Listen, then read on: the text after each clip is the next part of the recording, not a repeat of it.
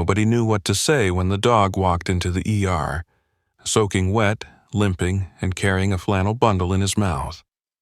The clock in the emergency room glowed 2:37 a.m. outside, rain smashed against the automatic glass doors, thunder rattled the roof, and the few nurses on shift just wanted a quiet night. But that wasn't going to happen. The air in the ER always felt stale, heavy with the unspoken stories of the people who came through those doors. But tonight, something completely different was about to happen. The security guard was the first to see him. A big, dripping German shepherd, his fur plastered flat, his eyes wild with something like desperation. The dog limped through the sliding doors, leaving muddy paw prints on the gleaming tile. Jaws clenched around what looked like a faded blue flannel shirt, bundled up and tight. Alarms sounded at the desk, but the dog kept coming. EMT Jordan Reed, who'd been restocking trauma supplies, heard the commotion and poked her head around the corner. At first, she thought it was some trick of the light. Then she saw the blood-muddy water pooling beneath the animal's paws, and, most shocking, a tiny hand slipping from the folds of that flannel bundle. "Oh my God," Jordan dropped her clipboard. "Somebody, get a crash cart now." Nurse Valerie sprinted over, slipping a bit on the wet floor.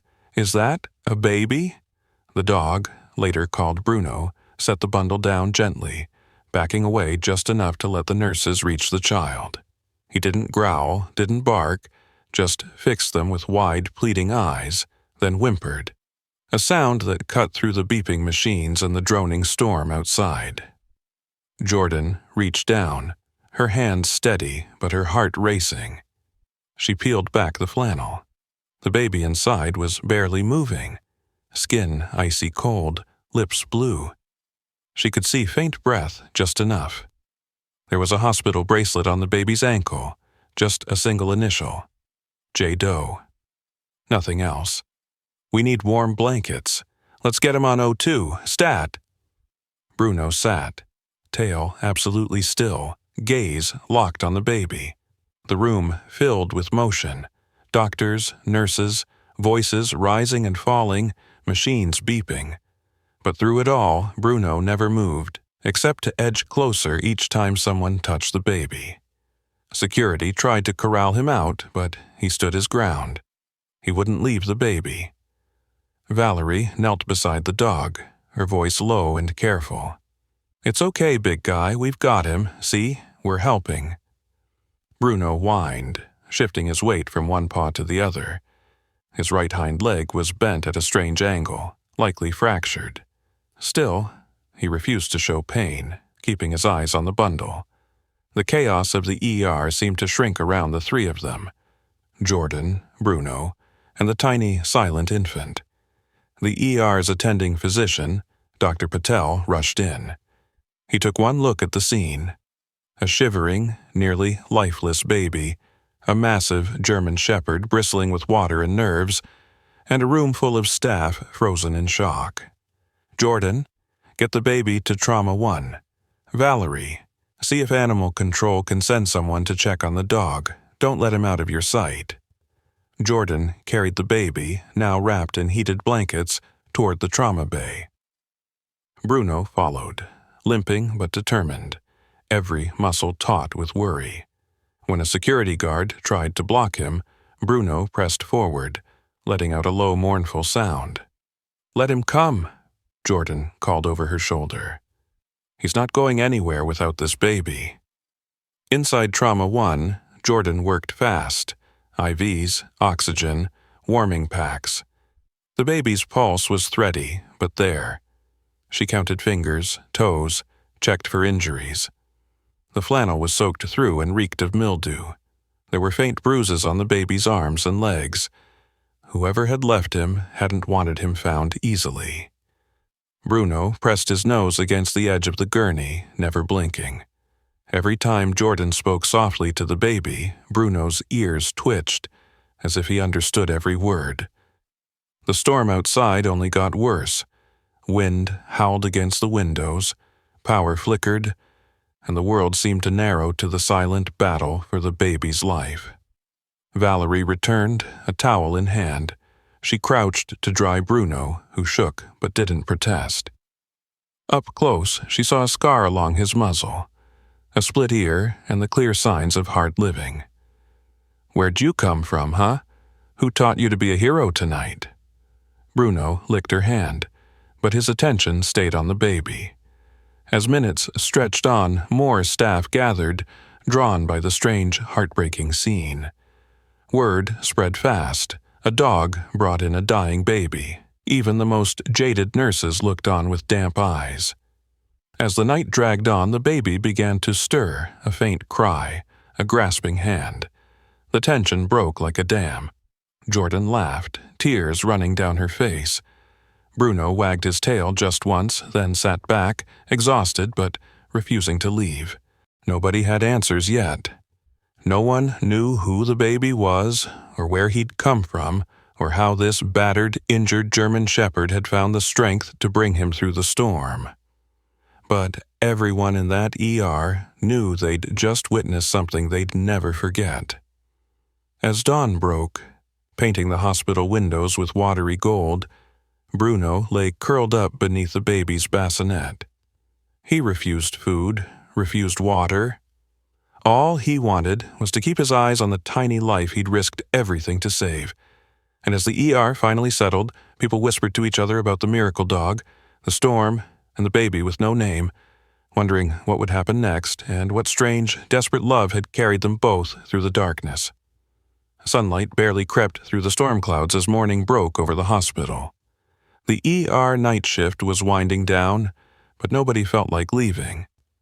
In the middle of it all, that German shepherd, soaked, limping, and fiercely loyal, kept his watch. The chaos of the storm had left the hospital's waiting room strangely quiet, except for the soft hum of machines and the distant rattle of thunder still rolling over the city. By the time Jordan finished her second cup of coffee, news of the night's events had already made its way through every department. Everyone had questions, but nobody had answers. The baby lay in the neonatal unit, wrapped snug in fresh blankets, skin slowly returning to a healthier pink. Monitors beeped steady, and every now and then the infant's tiny fingers curled reflexively. "Can you believe that dog just walked right in?" Valerie whispered, watching through the nursery window. "It's like something out of a movie." Jordan nodded, rubbing her tired eyes. "He saved that kid's life, that's all I know." There was a mystery here, one that gnawed at every staff member. Who left the baby? Where had Bruno come from? And why did he risk so much just to bring a child to safety? The hospital's social worker, Mrs. Fletcher, arrived early, drawn by the overnight texts and voicemails. She was a force of nature herself, short, brisk, and always dressed in pastels. Jordan briefed her on the situation. "There's no ID," Jordan explained. "The only thing we found was a hospital bracelet with J. Doe on it. No birth certificate, nothing in the system." Mrs. Fletcher frowned, peering over her glasses. "We'll get fingerprints. Check missing persons, but right now the baby's alive. That's what matters." Bruno, meanwhile, had become a fixture in the hallway. Security and animal control tried to coax him away, but he'd simply hunker down outside the nursery door, eyes alert, ears perked up at every sound. Occasionally, a nurse would bring a bowl of water or scraps from the cafeteria. Bruno took them politely, never leaving his post for more than a moment. A crowd gathered around the window as Dr. Patel and Jordan entered the nursery, carrying the swaddled baby. They checked the vitals, measured temperature, heart rate, oxygen. All looked better than expected, almost as if the child's will to live had flickered back to life just in time. "What should we call him?" Valerie mused. "Can't keep calling him the baby." Jordan glanced at the flannel Bruno had brought in. "How about Leo? He fought like a lion last night." Valerie grinned. "Leo it is." For a while, Leo slept peacefully, unaware of the fuss he'd caused. But as the morning wore on, he began to stir. He whimpered softly, his little mouth opening in a soundless cry. Nurses hovered close, ready with bottles and pacifiers, and Jordan found herself talking softly to him, as if he could understand. "It's all right, Leo. You're safe now. We're going to take care of you." Bruno perked up, tail thumping the tile whenever Leo's name was spoken. It was as if the dog recognized that his job wasn't finished, not until the baby was truly out of danger.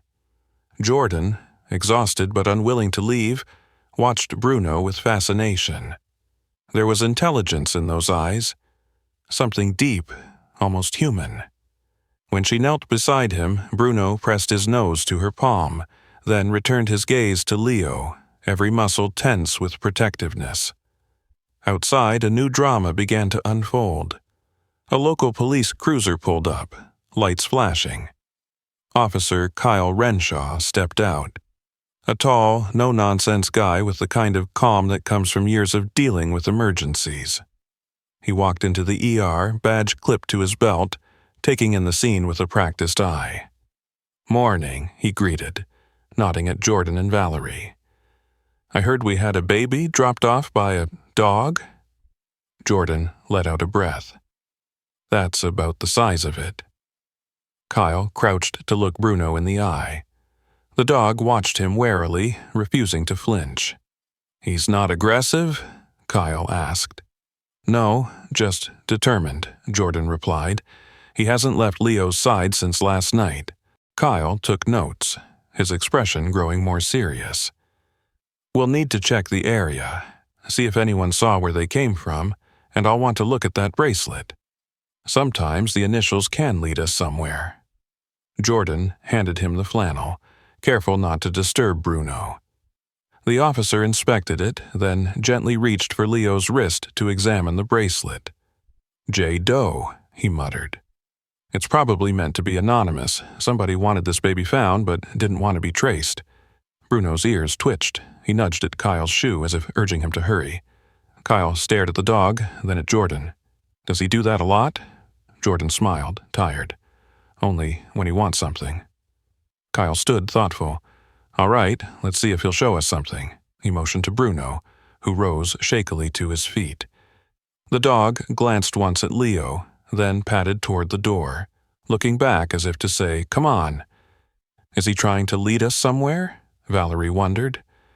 Kyle shrugged, grabbing his radio. Only one way to find out. The staff watched as Bruno led the way down the hall, limping but determined. Kyle followed, with Jordan close behind.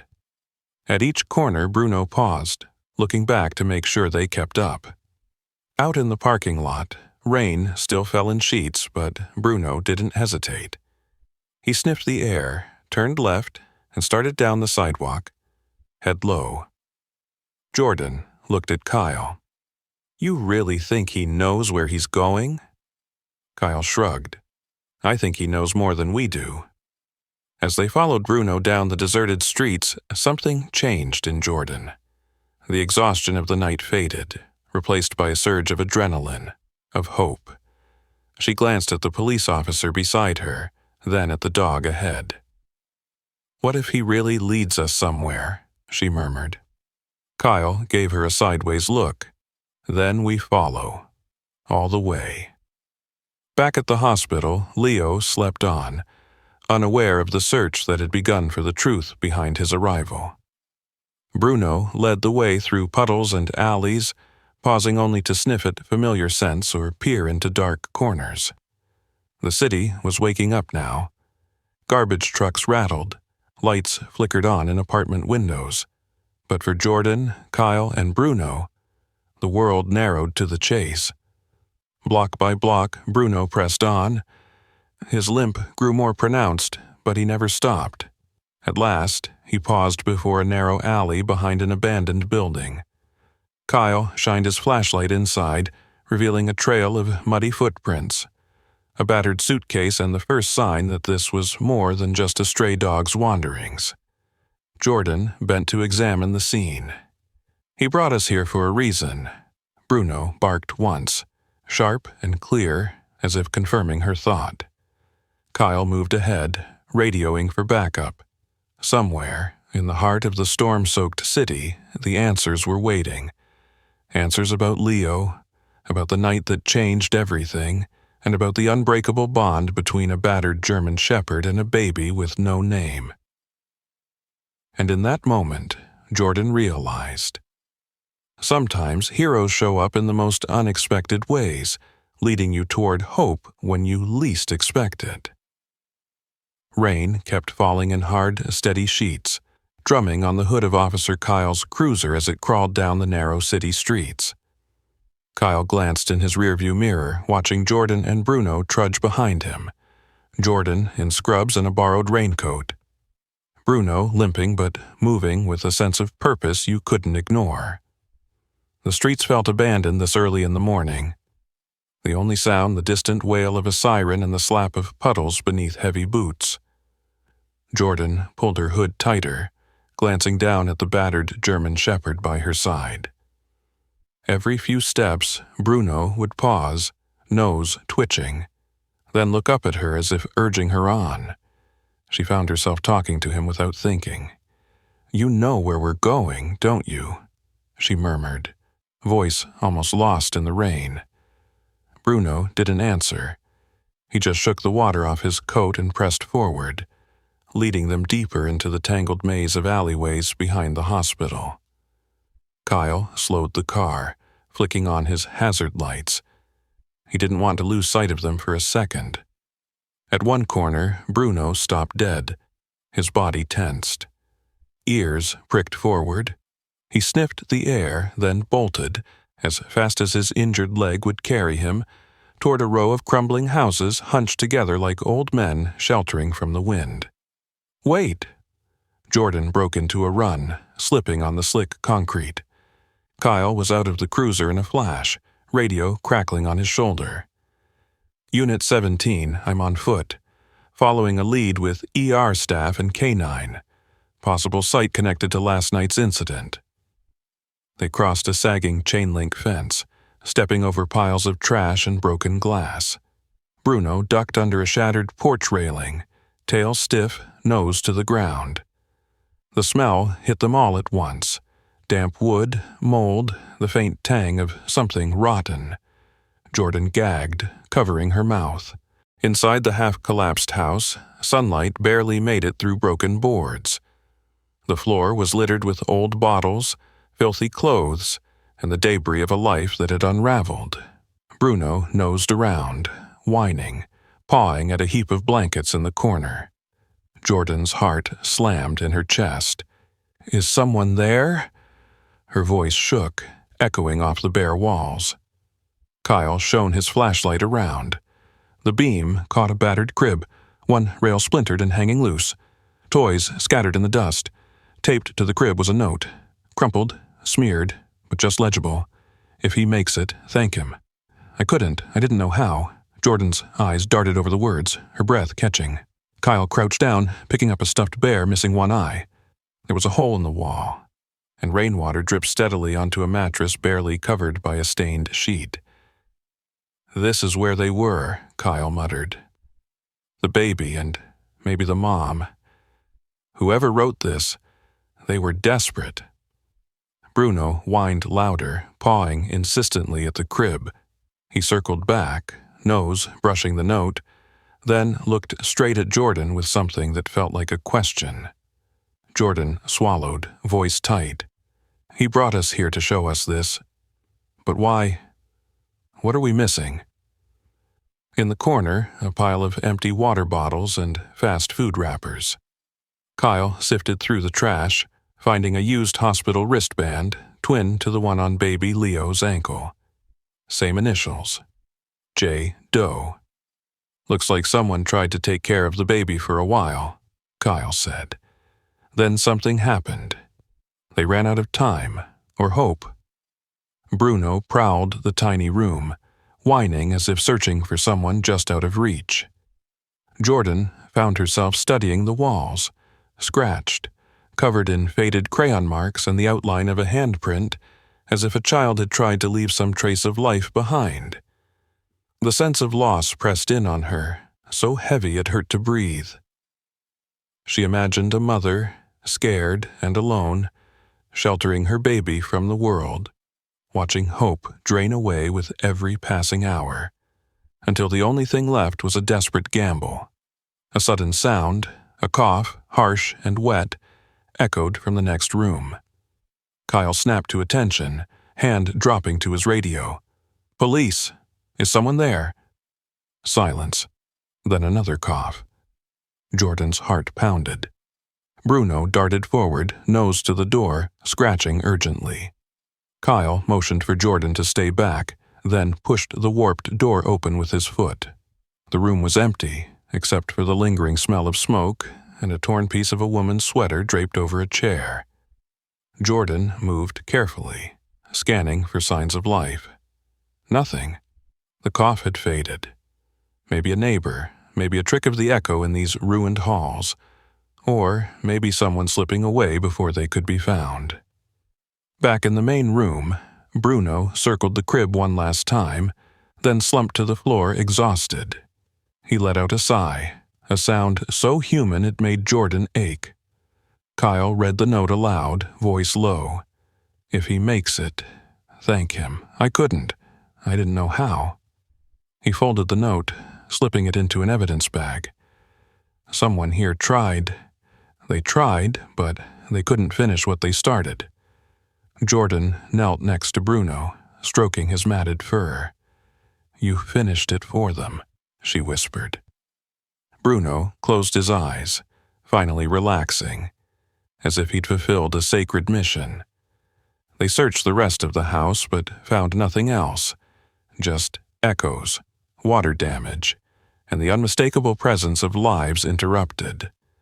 As Kyle documented the scene, Jordan took a shaky breath, her mind racing with questions. Who was Leo's mother? Was she still out there, alive, desperate, maybe watching from the shadows? Jordan glanced at Bruno, lying beside her in the gloom. "We have to find her, don't we?" Bruno opened one eye, tail thumping weakly. It was answer enough. As they stepped back out into the rain, the city felt different, charged with a sense of purpose. The chase no longer just about saving a child, but about finding the pieces of a shattered family. Kyle called for backup. Jordan scooped Bruno into the back of the cruiser, his limp more pronounced, but his eyes shining with the knowledge that he'd led them as far as he could. Back at the hospital, Leo lay sleeping, watched over by nurses and volunteers. News of the hero dog had started to spread, rumors on social media, whispers in the halls. But Jordan's heart was somewhere else, tangled up in the empty house, the note in the crib, the missing mother, and the hope that somewhere, somehow, this night would end with a reunion, not just survival. Thunder rumbled one last time as Kyle drove them back, sirens in the distance, city waking up to a story it would never forget. The ride back to the hospital was quiet, the kind of silence that comes after a storm. Heavy, uncertain, electric, with everything left unsaid. Kyle kept his eyes on the road, windshield wipers thumping in rhythm with his thoughts. Ooh. Jordan sat in the back beside Bruno, absently stroking his fur, her scrubs still damp from the rain. Bruno had finally let his guard down, his head in her lap, eyes half closed but ears flicking at every sound. When they arrived, the world inside the hospital felt like it had changed. The night's chaos had faded into a restless hush. There was an energy in the air, a current of something extraordinary. Nurses clustered at the main desk, whispering about the dog, the baby, and the strange journey that had unfolded before sunrise. Jordan carried Bruno back inside, refusing a wheelchair for him. "He's done enough," she said, voice firm when a volunteer offered to help. Bruno seemed to understand, pushing himself up on his good leg, refusing to be carried, as if dignity mattered even now. Kyle went straight to the evidence room with the note and hospital bracelet, promising to start running prints and checking missing persons databases. But it felt like searching for a needle in a haystack. Anonymous initials, no birth certificate, a note scrawled in panic. Still, he promised Jordan he'd do everything he could. In the nursery, Leo was awake, his eyes open and searching, fists waving in the air as if fighting off the last traces of the night's cold. Valerie greeted them, beaming. Vitals look good. He's stronger than anyone expected. Jordan smiled, relief washing over her. He's got a guardian angel. Bruno perked up, resting his chin on the side of the bassinet. Leo stared back, blinking. In that moment, the connection between them was impossible to miss. Two survivors, bound by something deeper than luck. As word spread, a small crowd gathered. Even Dr. Patel found himself lingering, watching the miracle unfold. Someone brought coffee, someone else snapped a picture. Bruno and Leo, side by side, a story waiting to go viral. But beneath the surface, the questions grew heavier. Who was the mother? What had driven her to that broken house, to that desperate decision? And what did the note really mean? Jordan couldn't shake the image of the crib, splintered, covered in old blankets, the faded shape of a mother's hope and heartbreak. She found herself staring at the piece of paper Kyle had bagged, memorizing the shaky handwriting. If he makes it, thank him. I didn't know how. The words wouldn't let her go. They echoed through the halls, chasing her from room to room. That afternoon, Kyle called Jordan into the break room, holding up a printout. We got a partial match on the fingerprints from the wristband. Homeless shelter across town. Looks like the mother checked in there a couple times over the past month. Jordan's pulse quickened. Does it have a name? He shook his head. Just initials. M.W. female, late 20s. Staff said she always kept to herself, wouldn't let anyone hold the baby. Last seen 2 days ago. Jordan's mind raced. We need to check that shelter. Maybe someone remembers her. Maybe she's still nearby? Kyle nodded. Already sent a patrol. I thought you should know. As the day wore on, Jordan watched the hospital fill up with visitors. Reporters sniffing for a headline. Volunteers with stuffed animals. Curious strangers who'd read about Bruno on social media. A nurse painted a Welcome Leo sign and taped it to the nursery door. For the first time, the baby was called by name, not just the kid or the John Doe. Bruno became a fixture at Leo's side, refusing to budge. When hospital staff tried to move him to the waiting room, he whined, loud, desperate, a sound that sent shivers through the floor. Late in the afternoon, Jordan found herself alone with Bruno in the tiny on-call room, Leo sleeping in a portable bassinet. She watched the dog's breathing slow, his chest rising and falling in a steady rhythm. She spoke quietly, almost to herself. She left him because she thought she couldn't save him. But you did. Her voice trailed off, torn between anger and sorrow. Bruno twitched as if he understood. A knock at the door, a volunteer with a warm towel, a bowl of chicken broth. Bruno lapped up the broth, eyes never leaving Leo. Jordan sipped her coffee, mind spinning. Suddenly, her phone buzzed. It was Kyle. We found something. Park bench across from the shelter. Someone matching M.W.'s description collapsed there an hour ago. Paramedics are bringing her in. She's hypothermic, dehydrated, and... She kept whispering the name Bruno. Jordan's heart leaped. I'm coming down! In the ER, a new wave of urgency. Paramedics wheeled in a young woman, thin, pale, hair tangled, clothes soaked. Her lips were cracked, skin gray. Jordan recognized the battered sweater from the house, the same one hanging off the chair. The woman's eyes fluttered open, unfocused, searching. Jordan leaned over her. Can you hear me? You're safe. You're in the hospital. The woman tried to speak. Nothing but a hoarse whisper. "Bruno, Leo, is he?" Jordan nodded, taking her hand. "He's safe. He's here." A tear rolled down the woman's cheek. She squeezed Jordan's hand with surprising strength. I couldn't do it anymore. I asked him to save Leo. I couldn't." Her voice broke, the pain in every word like glass. Jordan squeezed back. "You're here now. You both are."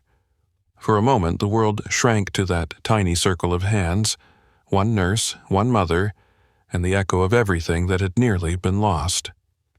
Back upstairs, Bruno began to pace, agitated, as if he sensed something had changed.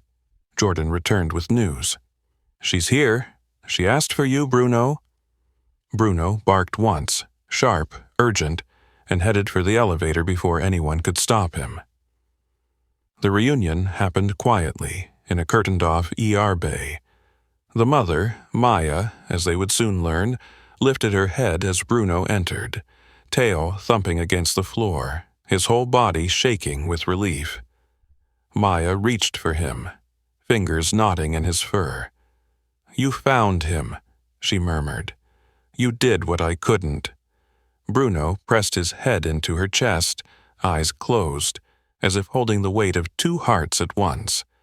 And for the first time, Jordan saw a chance for healing.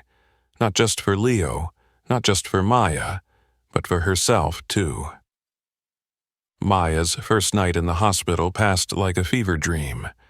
Her world shrank to the sterile ER bay, the prick of IV lines, the slow drip of saline, and the heavy ache of exhaustion. Everything around her felt blurred and far away, like she was underwater and couldn't swim to the surface. But when Bruno curled up at the foot of her cot, shivering slightly, the fear in her chest eased, just enough to let her sleep. At sunrise, Jordan found Maya half awake, staring at the ceiling. Bruno's head rested on her thigh, his eyes closed, but his body tense, always listening for danger. "Good morning," Jordan said gently, sitting on the edge of the bed. "You're safe. Take your time." Maya blinked, her voice rasping. "Leo?" "He's here," Jordan replied softly, motioning to the glass window where the infant lay in his bassinet, bundled in clean blankets. "He's doing better than anyone expected." Maya let out a sound somewhere between a sob and a laugh, clutching Bruno's fur. I thought I lost him. I thought I failed." Jordan reached for Maya's hand, squeezing it lightly. "You didn't fail. You got him here. You saved him. Bruno just finished what you started." Maya nodded, tears brimming in her eyes, but she quickly wiped them away, jaw tightening. "Don't say that. I left him. I just couldn't take another night on that floor, another hour without food or heat. I was scared." Jordan sat quietly, letting the silence stretch, letting Maya choose her words. "I tried everything, shelters, churches. No one would take a woman with a baby and a dog. Every time I got close, someone said, 'Sorry, not enough beds,' or 'You can't bring pets or no infants in this part of town.' I kept thinking, tomorrow'll be better, just get through tonight." Bruno shifted, nuzzling her arm. Maya stroked his head, voice trembling. "He kept us warm. He'd curl up around Leo at night. If someone came near, he'd bark. I used to be scared of dogs, never trusted them, but Bruno, he was the only one who stayed, even when I had nothing left." Jordan leaned closer, lowering her voice. "How did you end up there? In that house?" Maya stared at the ceiling. "It used to be my sister's place. Before everything fell apart, she moved out, got clean, started over, left me the keys. Said I could stay till I found my feet, but then the roof caved in. Pipes burst. It got bad fast. Cops drove by once, told me to leave, but where was I supposed to go?" She laughed bitterly, shaking her head. "Leo was sick. Wouldn't stop crying. I ran out of diapers, food, tried to get help, but Every time I asked, people looked at me like I was trash, like I'd done something wrong just for being poor. Jordan listened, jaw tight. That's not your fault. Maya shot her a look. Isn't it? I kept thinking, maybe if I was stronger, braver, smarter, Leo wouldn't be here now, and you wouldn't have to clean up my mess. Jordan shook her head, firm. You didn't make a mess. You did everything you could. Most people would have given up. Maya went quiet. Bruno nudged her again, as if insisting she listen. After a while, Jordan spoke. When did you last eat? Maya shrugged. Day before yesterday, gave the last can of beans to Leo. Bruno found a half-eaten burger in the trash behind the shelter. Brought it back like it was gold. Jordan winced, anger burning low in her chest. I'm going to make sure you get something decent to eat, and a shower, and a real bed. You deserve at least that much. Maya smiled weakly. I don't even remember what that feels like. As Jordan left to arrange food and fresh clothes, a young social worker named Cassie entered the bay, clipboard in hand. Hi, Maya. I'm Cassie. I'm here to help you figure out what comes next. Maya eyed her warily. What do you mean, what comes next? Cassie smiled, gentle but persistent. First, we take care of your health. Then we help you with housing, paperwork, maybe counseling if you want it. But you don't have to worry about Leo right now. He's safe. Maya shook her head. They always say that. He's safe. But last time I trusted someone, they took him from me. CPS, foster care. They said it was for the best, but he was just a baby. He needs his mom. He needs Bruno. Cassie nodded, understanding in her eyes. You have a chance to stay together, Maya. The system is different now, and you've got people fighting for you. People who saw what you did to keep Leo alive. That counts for something. Maya hesitated, glancing at Bruno, then back at Cassie. You really believe that? Cassie nodded. I do. A silence settled, heavy with hope and doubt. Later that afternoon, Jordan brought in a tray of food. Eggs, toast, a banana, a bottle of apple juice. Maya stared at it, overwhelmed, before forcing herself to eat. Bruno watching every bite as if it was a miracle. When she finished, Jordan returned with a fresh set of hospital clothes and a towel. There's a shower down the hall. I'll watch Leo while you clean up. Maya stood slowly, legs shaking. She looked at Bruno, then at Jordan, and nodded. The first hot shower in weeks left her dizzy, skin stinging from the unfamiliar warmth. She caught her reflection in the mirror. Hollow eyes, hair matted, bruises along her arms. She took a deep breath, squared her shoulders, and wrapped herself in the thin hospital robe, feeling strangely lighter.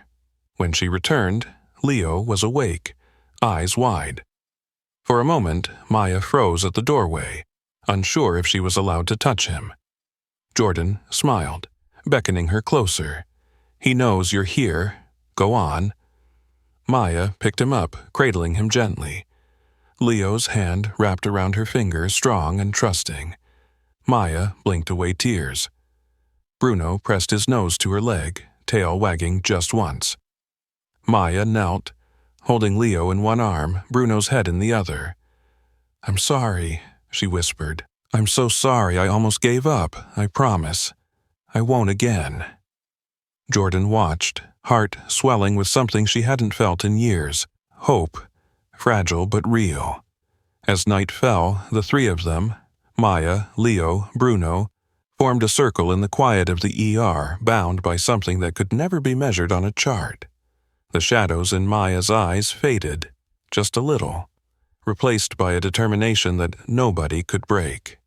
And somewhere outside, the storm finally began to clear, the first stars poking through the clouds. Word about Maya and Leo spread fast. By the time the city woke up, the hospital had become the center of a story bigger than anyone there could have imagined. Strangers started sending flowers, stuffed animals, and handwritten notes, most addressed simply to the baby and the brave dog. Reporters circled the parking lot, hungry for a quote, a photo, a miracle headline to post before noon. But inside the pediatric wing, none of that mattered.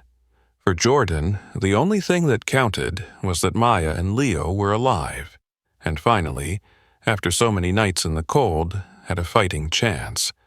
Still, she knew that recovery would be more complicated than stitches or a warm meal. Jordan checked on Maya late that morning, finding her awake but tense, eyes rimmed red from lack of sleep. Bruno sat beside her, calm but vigilant, his ears perked up every time someone approached the door. Leo slept peacefully in the crib nearby, one tiny hand curled around a knitted dog toy donated by a nurse. "How are you feeling?" Jordan asked, sitting down with a clipboard, her tone gentle but firm. Maya hesitated.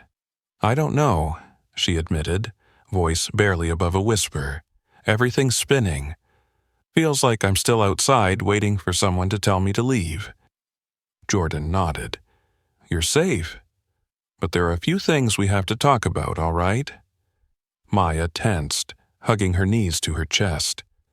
Bruno pressed his nose to her arm, tail twitching. "We need to do some tests," Jordan continued. "Make sure you're healthy, and Leo's got a follow-up with the pediatrician today." Maya looked away, guilt flickering across her face. I know you're just doing your job, but I'm scared, Jordan." "What if they say I'm not good enough to keep him?"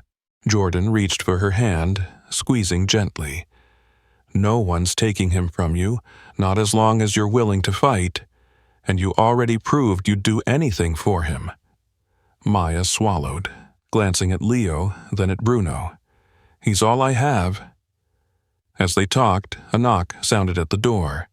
Cassie, the social worker, entered, holding a thick folder. "Morning, Maya. Mind if I come in?" Maya nodded, wary but resigned. Cassie pulled up a chair, laying out the next steps: temporary housing options, paperwork for medical assistance, resources for single mothers, therapy sessions if Maya wanted them. "There's a shelter that's willing to take you, Leo, and Bruno together," Cassie explained. "It's not permanent, but it's safe. Transitional housing, a social worker on site, meals, childcare. You'd have a bed, a door that locks, a place to breathe." Maya's lips parted in disbelief. "I can keep him. And Bruno?" Cassie smiled. "All three of you." Maya squeezed Jordan's hand, her voice shaking. "I never thought anyone would say yes." Jordan grinned, letting out a deep breath. "See? It's not all dead ends." But healing would take more than shelter. Over the next few days, Maya's body fought to recover. She battled fever, dehydration, and fatigue. Jordan was there every step, bringing water, forcing her to eat, sitting with her through nightmares. Sometimes Maya would wake, shaking, gasping. Bruno always curled tighter against her, anchoring her to the present. One night, Maya confessed her darkest fear, her voice hollow in the glow of the hospital nightlight. "What if it happens again? What if I end up back out there? What if Leo gets sick and I can't get help? What if Bruno gets hurt?" Jordan didn't have easy answers. She sat beside Maya, letting silence say what words couldn't. "I used to think, if I just kept moving, if I never let myself hope for anything better, then it wouldn't hurt so much when things fell apart," Maya whispered. "But now I want more. For him. For all of us." Jordan squeezed her shoulder, steady and warm. "Wanting more isn't weakness, Maya, it's survival." Maya's eyes filled with tears. She buried her face in Bruno's fur, letting herself break for just a moment. Later, Cassie organized a meeting with the shelter manager, Mr. Hawkins, a tall, broad-shouldered man with a gentle voice and an old army tattoo on his wrist. He listened to Maya's story without judgment, nodding as she spoke, never rushing her. I can offer you a room, 3 hot meals a day, and a safe place for your son and your dog, he said. We don't turn families away here. Maya's relief was palpable. Thank you, I mean it. Mr. Hawkins smiled, clapping her gently on the back. You thank me by getting better, and by letting Bruno hang out with the other kids. He might be the best thing to happen to this shelter in a while. Jordan left that meeting with a strange sense of hope. She caught herself smiling at Bruno as he chased his own tail in the hallway, the shadow of the street dog fading, replaced by something softer, something almost like pride. Word about the dog who saved a baby hit social media in waves. By midweek, Jordan's phone buzzed every hour with interview requests. The hospital started a GoFundMe to help Maya and Leo start over. Donations poured in, messages of support stacking up from all corners of the country, but not everyone was rooting for them. An angry caller left a message for Jordan, questioning why a homeless woman should get so much attention and help. The hospital's legal department fielded questions about liability, policy, and the dog's role in a medical emergency. The world, it seemed, couldn't resist finding something to criticize. Jordan brushed it off, focusing on what mattered, keeping Maya safe, Leo healthy, and Bruno close. On her last night in the hospital, Maya sat with Jordan and Cassie, finalizing the paperwork for the shelter. She glanced at Leo, sleeping, and at Bruno, whose head lay across her lap. I don't know how to thank you, Maya said, voice thick with emotion. Jordan shook her head. You don't owe us anything. You just keep going, all right? Cassie nodded, sliding the last form across the table. Tomorrow's a new day. You get to decide what happens next. Maya swallowed hard, determination sharpening her features. I won't waste it. The next morning, Maya stood by the hospital entrance, a new duffel bag in one hand, Leo strapped close to her chest, Bruno at her side. Nurses, doctors, and volunteers lined the hallway, clapping and waving. Someone snapped a photo. Maya, Leo, Bruno, stepping out into the sun together for the first time in months. Jordan watched from the doorway, a lump rising in her throat. For the first time in a long while, she felt like maybe, just maybe, the world could be changed, one rescue at a time. The world outside the hospital had already begun to change for Maya, Leo, and Bruno, but they had no idea just how far their story would travel. The very next day, Jordan woke to dozens of missed calls and hundreds of notifications, her phone lighting up with news alerts, interview requests, and social media tags from people she'd never met.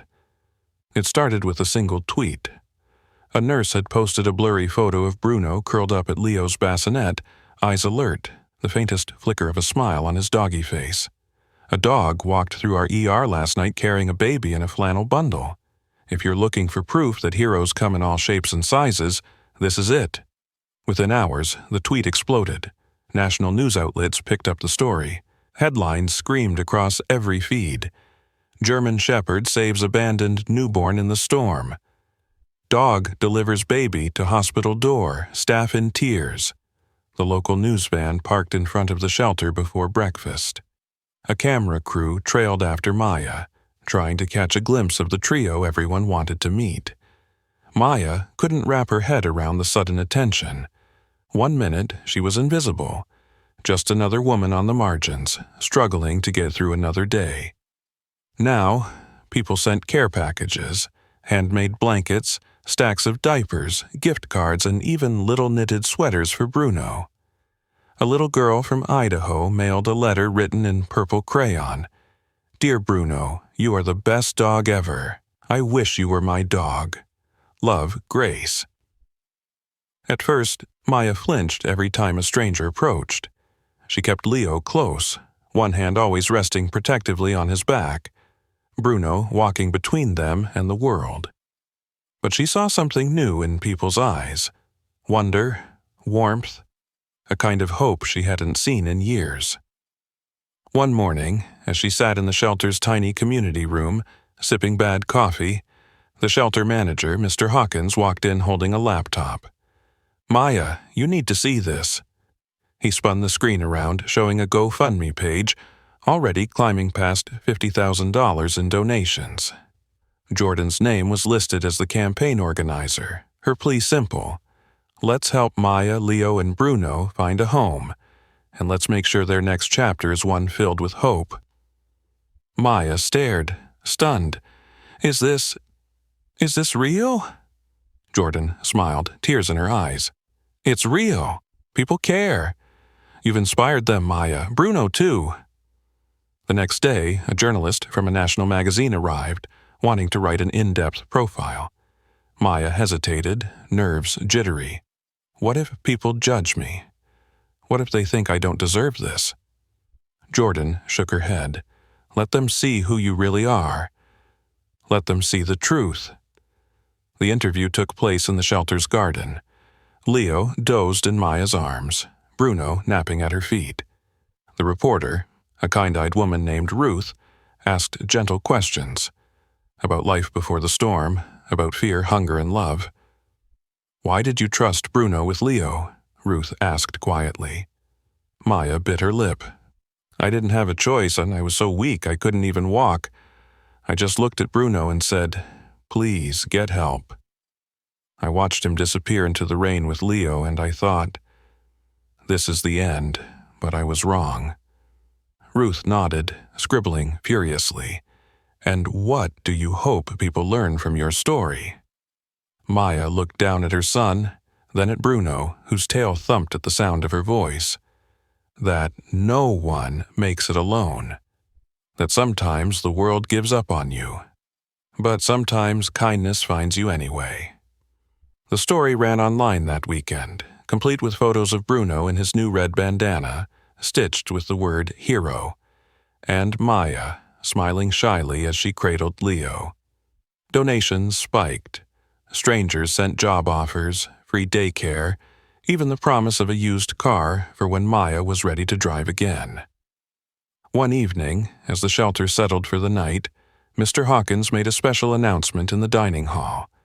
"Everyone, I'd like you to meet our new community ambassador, Bruno. From today forward, he's officially part of the shelter family. And Maya, we're offering you a position in our kitchen team, steady work, flexible hours, and a place for Leo in our childcare room." The whole room erupted in applause. Maya's cheeks flushed pink. Bruno barked. Leo gurgled, reaching for his mother's face.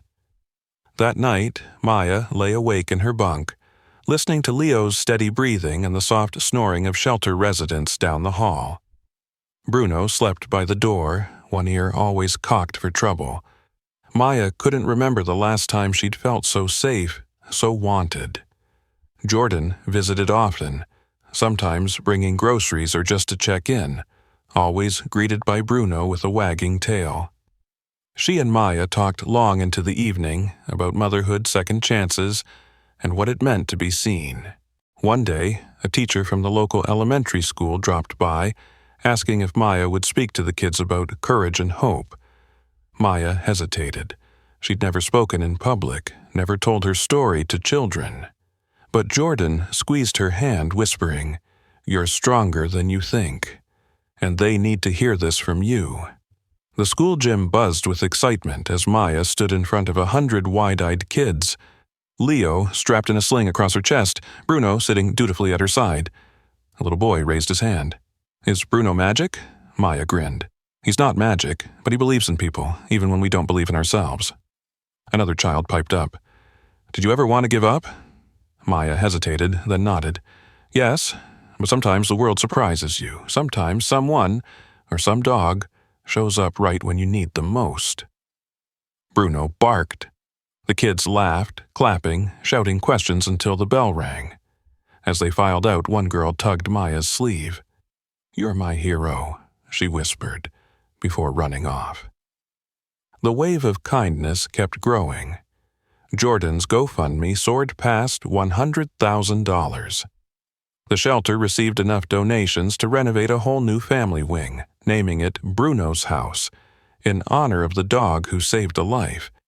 Even Maya's estranged sister reached out, leaving a voice message. "I saw you on TV. I'm sorry for everything. Maybe we could start over." Through it all, Maya marveled. Not at the gifts, not at the headlines, but at the new feeling blooming inside her. Hope. She began physical therapy, Leo growing stronger every day. Jordan sat with her at appointments, sometimes just to listen, sometimes to remind her, "You're not alone." Maya learned to laugh again, to plan, to imagine a future beyond survival. One afternoon, Maya caught her reflection in the shelter window. Leo on her hip, Bruno leaning against her leg, sunlight spilling in like a promise. For the first time in forever, she saw someone worth saving, and outside the world kept spinning, strangers kept giving, and the legend of Bruno, the dog who brought hope through the storm, continued to inspire everyone who heard. Maya's first day as part of the shelter staff began before dawn. She woke to the sound of rain on the windows, a soft patter this time, not the angry storm that once nearly took everything from her. Leo was still asleep, curled on his side in the portable crib beside her bed. Bruno lay stretched across the foot of the mattress, snoring so loudly she wondered if the whole floor could hear. She slipped from under the covers, padded across the room and brushed a kiss to Leo's forehead. For the first time in years, she didn't have to worry about where breakfast would come from, or if she'd have to fight for a hot shower, or whether she'd be asked to leave when someone realized she was a mother with nowhere else to go. Downstairs, the kitchen bustled with early risers, staff and residents trading sleepy greetings, the smell of coffee and frying eggs mingling in the air. Mr. Hawkins greeted her with a wide smile. "You ready for your first day?" Maya grinned, tying on her new apron. "I'm ready." She started with dishes, then prepped vegetables, learning the rhythm of the kitchen, chopping, stirring, laughing at someone's bad jokes, sharing stories with people who'd walked 100 hard roads of their own. Maya's hands were quick, but her favorite part was serving the residents. A mother with twin toddlers, an older man with a cane, a college student who'd run out of options. Each time, she looked them in the eye, gave them an extra scoop of potatoes, and said, "You're safe here." Word about Maya and Bruno kept spreading. People stopped her in the hallways, sometimes with tears in their eyes, sometimes just wanting to shake her hand. Bruno was everywhere, trotting beside children in the courtyard, lounging in the reading corner, or waiting patiently by the door when the mail arrived, tail wagging so hard his whole body wobbled. One afternoon, a staff meeting ended with an announcement that made Maya's heart race. Mr. Hawkins stood up, clearing his throat. "We have a special opportunity for one of our own. The city council heard about Bruno's story and our growing family wing. They're giving us a grant to create more long-term housing. And Maya, there's an apartment opening up next month. 2 bedrooms, pet-friendly, walking distance to the shelter and the daycare. If you want it, it's yours." Maya stared, stunned. "You're offering it to me?" He nodded. "You and Leo and Bruno. You've more than earned it." Her throat tightened. For so long, home was a word that belonged to other people, never to her. She glanced down at Leo, gurgling in her lap, and at Bruno, tail thumping the floor. I don't know what to say," Mr. Hawkins smiled, eyes twinkling. "Say yes." She did, and everyone in the room burst into applause. Bruno barked. Leo flailed his tiny fists in the air, giggling. Maya pressed a hand to her mouth, laughter and tears tumbling together. In the weeks that followed, Maya threw herself into her work, helping in the kitchen and cleaning rooms, always with Leo strapped to her chest and Bruno padding along at her side. She learned how to budget, how to fill out forms for government aid, how to navigate the maze of adult responsibilities she'd always felt locked out of before. Jordan visited often, bringing donated toys, groceries, sometimes just an hour of quiet company. She always let Maya do the talking, never pressing for details, just listening.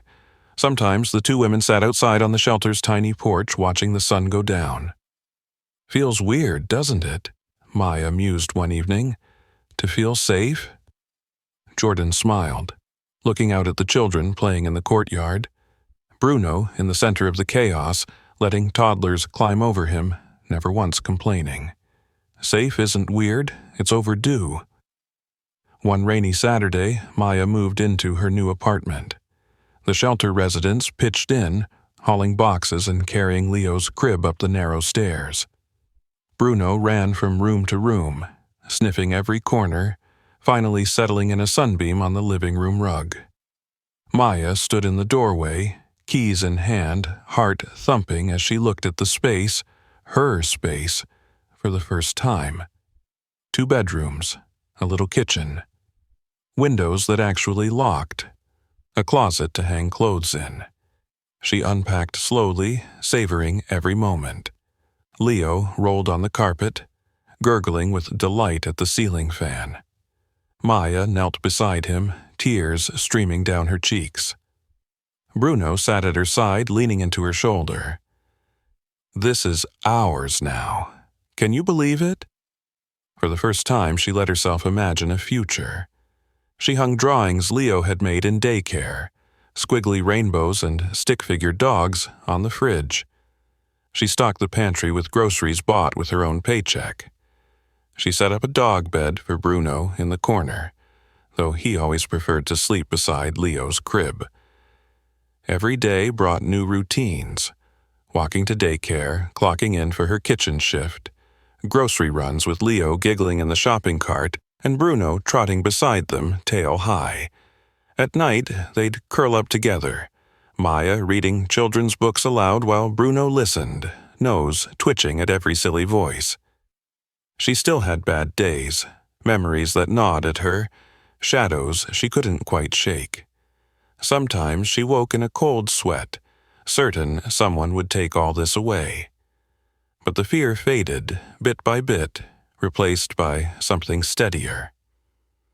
One evening, Jordan stopped by with a housewarming gift: a battered copy of Goodnight Moon and a tin of homemade cookies. Maya laughed, hugging her friend tightly. "You always know what I need." Jordan grinned, glancing at Bruno as he nuzzled Leo's hand. "You 3 have made this place something special." They sat together, watching Leo drift off to sleep. Bruno curled at the foot of the crib. For the first time, Maya let herself breathe, deep and slow, without fear. As weeks turned into months, Maya flourished. She took a class at the community college, started saving for a car, even joined a support group for single mothers. Leo learned to crawl, then to walk, wobbling unsteadily, always steadying himself with a hand on Bruno's thick fur. Maya caught herself smiling in the mirror, really smiling. She'd made a home, not just for herself, but for her son, her dog, and anyone who needed a little hope. And every time she opened the front door, Bruno was there, watching the world with loyal eyes, ready for whatever came next. Maya never stopped marveling at the small, simple things, the kind of things that most people took for granted, the rituals that made up a real home.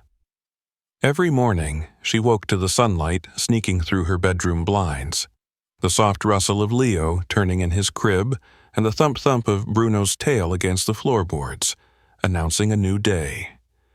Leo was walking now, sort of, his steps wobbly and uncertain, arms stretched out for balance, but always aiming for one thing: Bruno.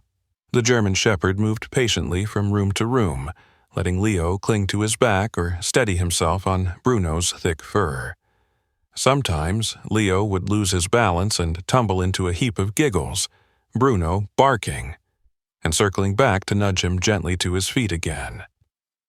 It became their ritual, Maya would watch, coffee in hand, heart bursting as Leo toddled across the carpet, reaching for Bruno as if the dog was a living safety net. A four-legged guardian that nothing, no nightmare, no memory, could touch. The apartment slowly filled with life, drawings taped to the refrigerator, dog toys under the couch, Leo's laughter bouncing off the walls. Neighbors stopped by to say hello, dropping off casseroles or hand-me-down toys, always pausing to give Bruno a scratch behind the ears. Even people Maya didn't know would wave as she pushed Leo's stroller through the courtyard, Bruno trotting beside them, proud as a parade marshal. Jordan became a fixture in their lives, dropping by with groceries, staying late for tea or just to listen to Maya talk about her day.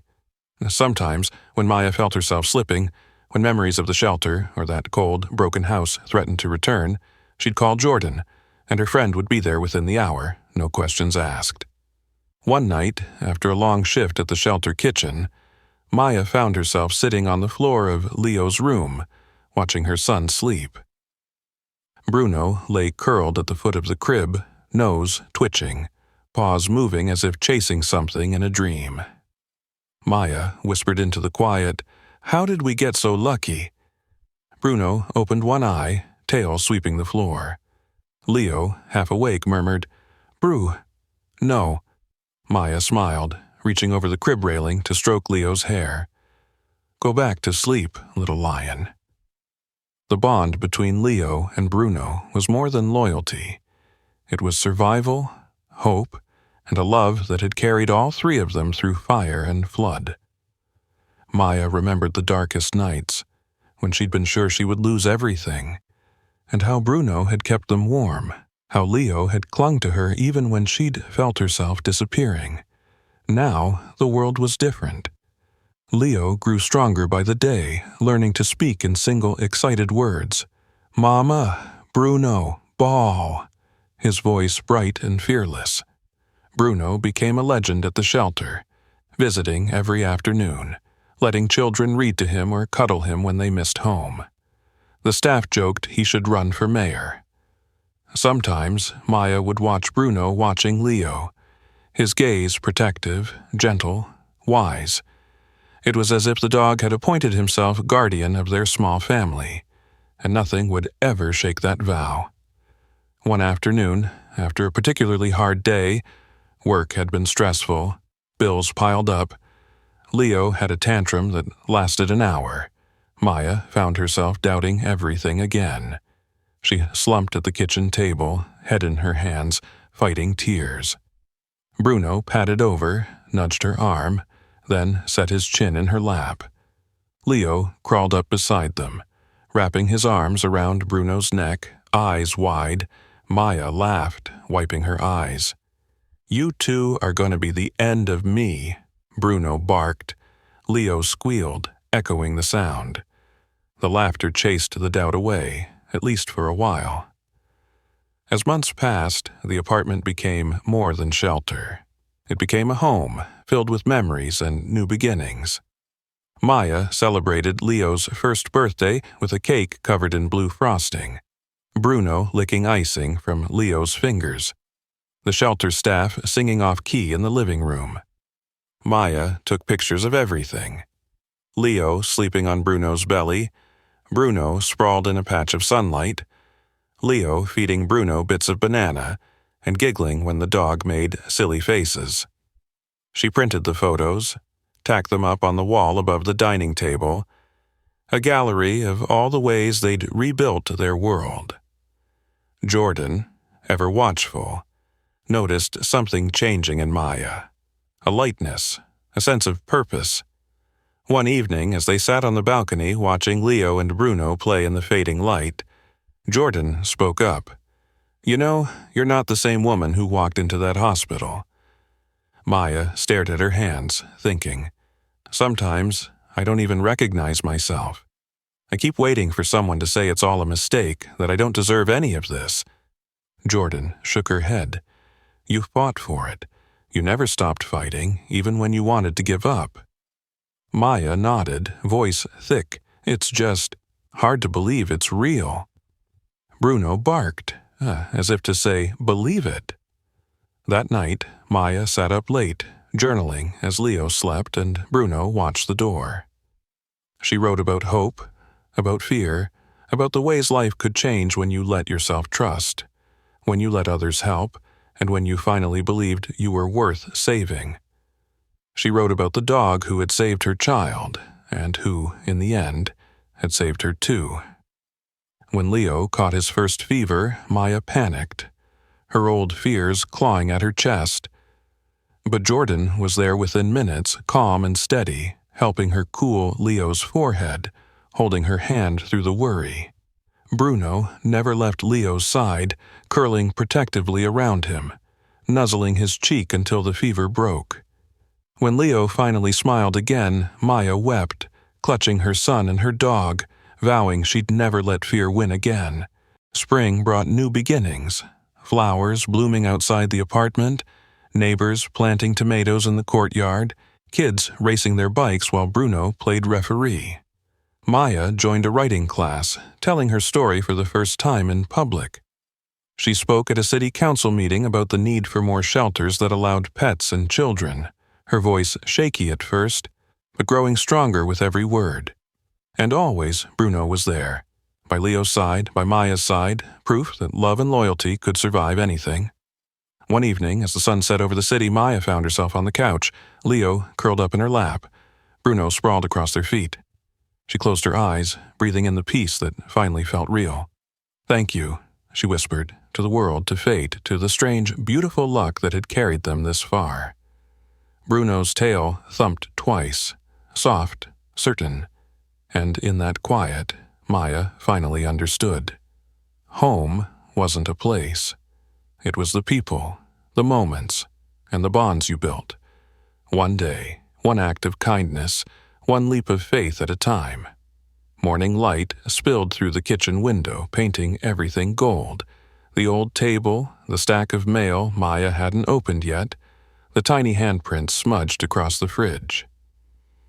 It was one of those rare days when time seemed to slow down, when even the city outside felt gentle and forgiving. Leo was playing in his wooden playpen by the window, babbling to himself, building towers of blocks and knocking them over, laughing as if the world couldn't touch him. Bruno sat nearby, watching every move with the unblinking loyalty that had become legend in their community. Maya brewed a pot of coffee, watching her little family, the dog who'd saved her son, the child who'd brought her back to life, the home they'd built one stubborn, hopeful day at a time. She felt a stillness inside her that was new, something like peace. The front door opened quietly. Jordan stepped in, arms full of groceries, her smile bright. "You two up already?" Maya grinned. "We've been up for hours. Leo wouldn't let anyone sleep." Bruno trotted over, tail wagging. Jordan dropped her bags and knelt to scratch behind his ears. "You're getting spoiled, old man," she teased. "Everyone at the hospital asks about you. They're still telling your story, the night the dog saved the baby." Maya set the coffee pot on the table, pouring 2 cups. She sat with Jordan as Leo toddled over, clinging to the edge of the chair, arms reaching for a hug. Jordan scooped him up, bouncing him on her knee. Bruno barked, as if insisting on his share of attention.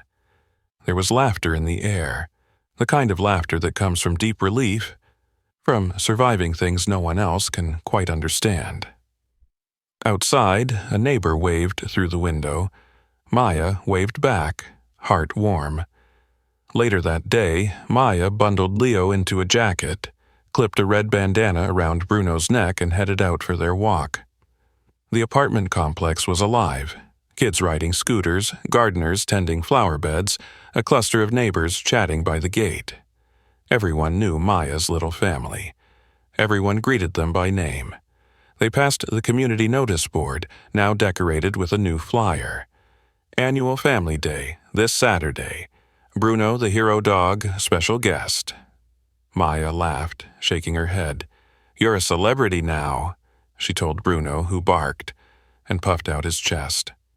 At the shelter, Maya's coworkers cheered as she arrived for her shift, Leo on her hip, Bruno beside her.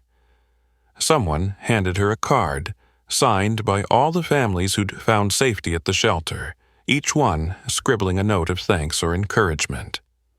"We wouldn't have made it without you," one woman wrote. "You and Bruno gave us hope." As the day went on, Maya juggled kitchen duties, checked on Leo in the playroom, and chatted with other mothers about jobs, daycare, and the endless little victories that came from finally having a place to call home. Bruno made his rounds, flopping down for belly rubs, letting children braid flowers into his fur. During her break, Maya found a quiet corner, phone buzzing with new messages, requests for interviews, invitations to speak at schools and events. She'd always been nervous about public speaking, but now she said yes. Every time she told her story, she saw something shift in people's faces: surprise, empathy, the slow dawning that anyone could be in her shoes and anyone could need help. That afternoon she visited the new family wing, Bruno's house, now nearly full.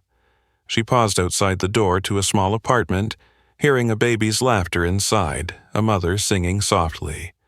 Maya knocked, dropping off a care package, smiling as the door opened and she was welcomed in like family. Walking home, the sky brightened, clear blue, no sign of storms. Maya felt Leo's small hand in hers, Bruno's fur brushing her leg. For the first time, she didn't look over her shoulder, didn't worry about tomorrow. At dinner, the three of them gathered around the table, sharing soup and stories. Leo tried to feed Bruno a spoonful of peas, and Bruno played along, ever patient. Maya laughed, reaching out to ruffle her son's hair. "Some days, I still don't believe it," she said, "that we made it." Jordan called to check in that night. Maya put her on speaker so Leo could babble nonsense into the phone. Jordan laughed, promising to visit soon. Before bedtime, Maya sat by Leo's crib. Bruno sprawled at her feet. She told Leo a story, not of monsters or lost things, but of brave dogs and kind strangers, of a world that sometimes forgets the people on its margins but can still surprise you with love. Leo listened, eyes wide. When Maya finished, Leo whispered, "Bruno, hero." Maya's throat tightened. "Yeah, baby, he's our hero." Bruno looked up, ears twitching. Maya reached down, resting her hand on his back. "Thank you for not giving up on us." Outside, the city glowed with life, horns honking, laughter drifting from open windows, music somewhere in the distance. Inside, Maya felt nothing but gratitude, no fear, no shame, just the certainty that every struggle had been worth it. As she turned out the lights, she lingered for a moment, looking at the life they'd built. On the counter, a new photo. Maya behind the shelter counter. Leo laughing in his playpen. Bruno watching the door, alert and proud. She whispered, just for them, "Some heroes don't run into burning buildings. They just never stop believing we're worth saving." And in that final quiet, Maya understood. Everything they had survived, the storms, the hunger, the long, lonely nights, had brought them here. Not to an ending, but to a new beginning. Because kindness ripples. Because family is built, not born. Because hope, once given, spreads farther than anyone can imagine. So, if you're listening, Maya thought, her gaze lingering on Leo and Bruno, remember this. It only takes one act of courage to change a life. Sometimes a hero is a mother who refuses to give up. Sometimes it's a dog who brings a baby out of the storm. And sometimes it's the kindness of strangers. Watching, listening, believing, ready to help rescue the next lost soul who needs them. Like, subscribe, and support your local shelters, because the right rescue can change more than one life.